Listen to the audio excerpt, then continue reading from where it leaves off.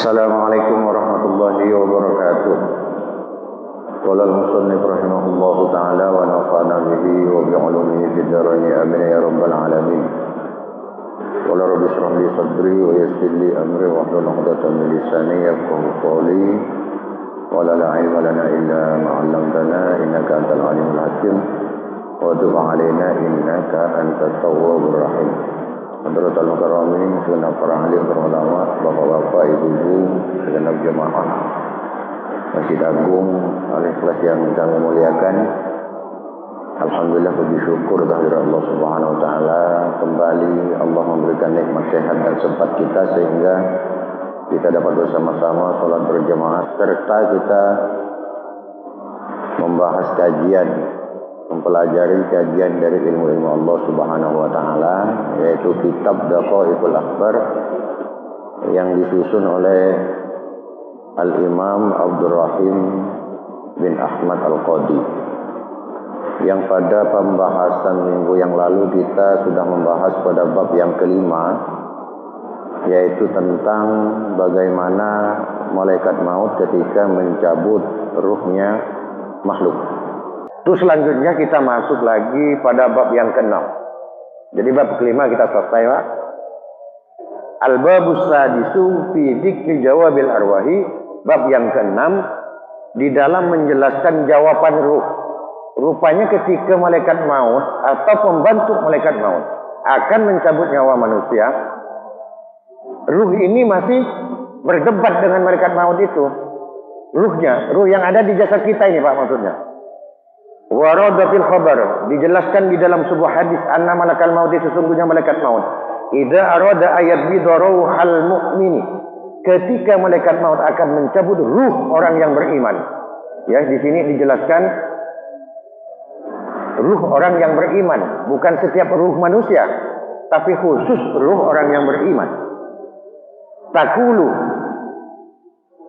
kemudian ruh orang yang beriman ini akan berkata, la uti'uka, aku tidak taat kepadamu, kata ruh yang ada di badan kita.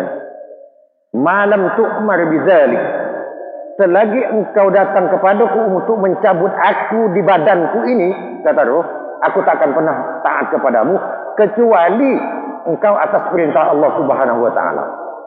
Jadi sanggahan ruh yang ada di jasad kita itu seperti itu.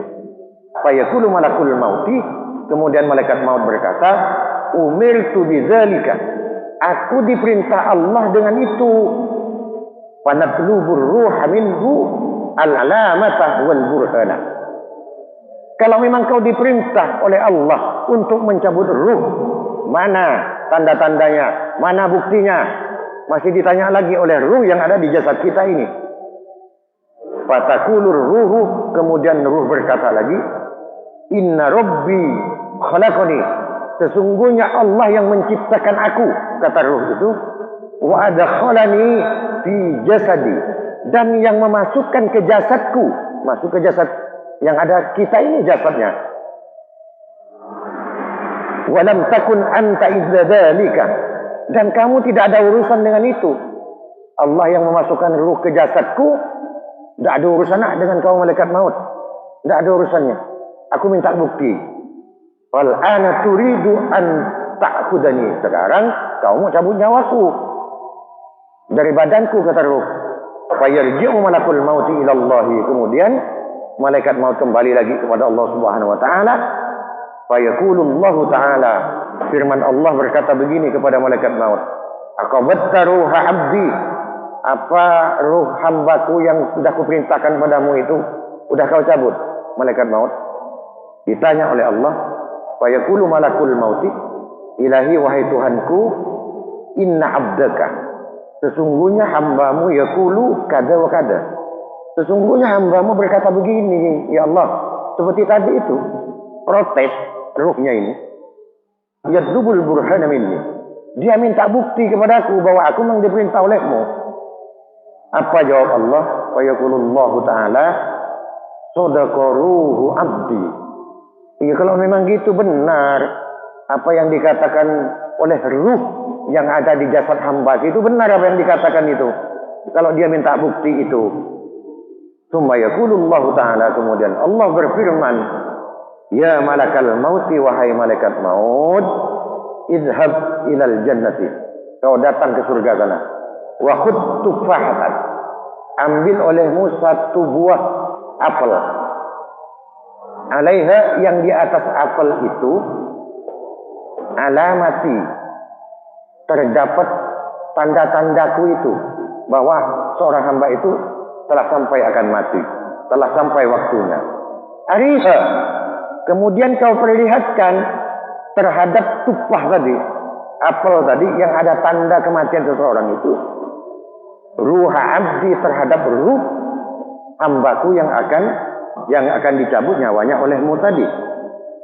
Atas perintah Allah, fayadhabu malakul mauti ilal jannati, kemudian malaikat maut datang ke surga, wa ya'khudhu tufahatan, dan kemudian mengambil dari buah apel, wa alaiha, dan di atas buah apel itu maktubun, tertulis. Apa tulisannya di situ, Pak? Bismillahirrahmanirrahim, tulisan Bismillahirrahmanirrahim.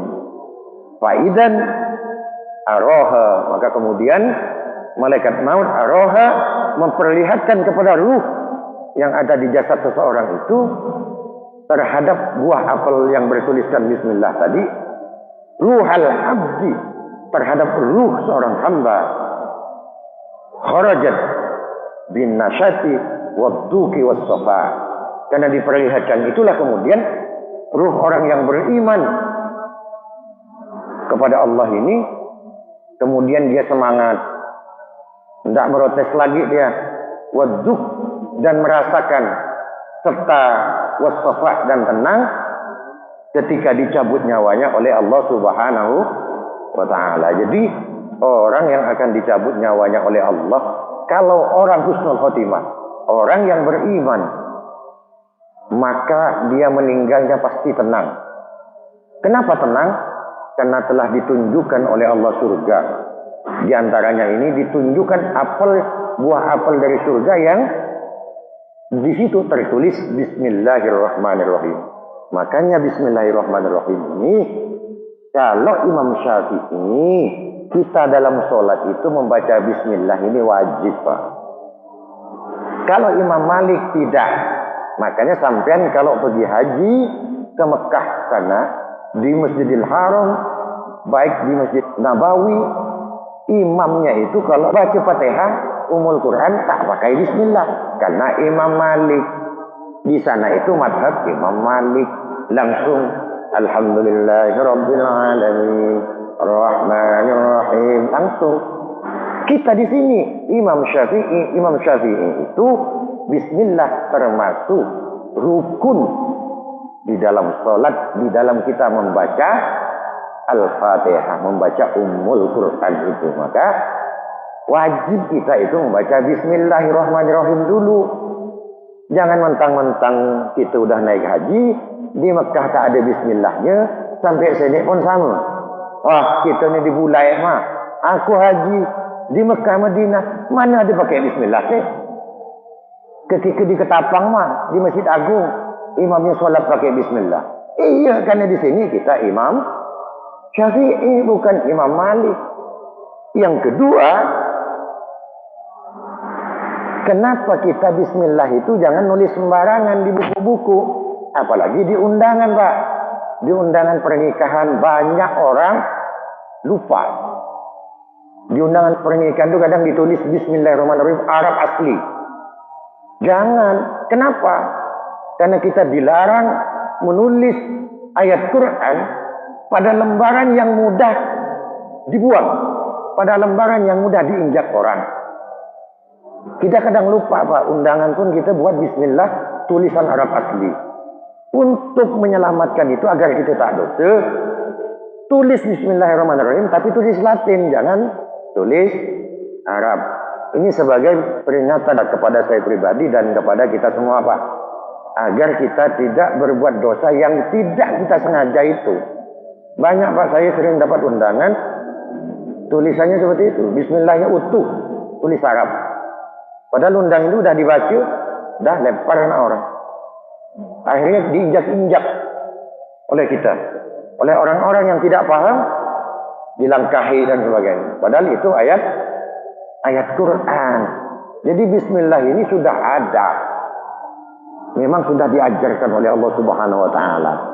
Maka melakukan apapun kata Rasulullah di luar 5 tempat ini kita wajib. Karena kullu bri'in bi balin la yubda'u fihi bi bismillah fa huwa aqta au ajdam. Segala sesuatu perbuatan yang tidak didahului dengan bismillah maka akan sia-sia, tidak ada manfaatnya. Makan pakai bismillah, minum pakai bismillah, buat anak pun pakai bismillah.